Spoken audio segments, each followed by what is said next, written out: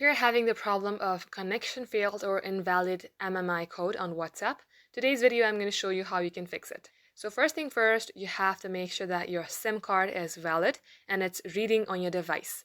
So you may go ahead, turn off your phone first, and then take out your SIM card, insert it again, and try launching it and see if this fixes your problem.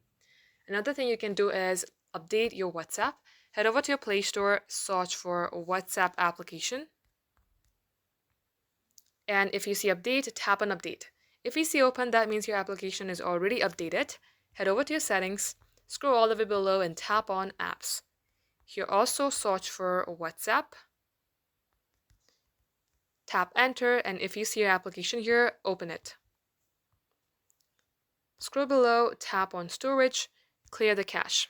Come back onto app info page, force stop, and then OK.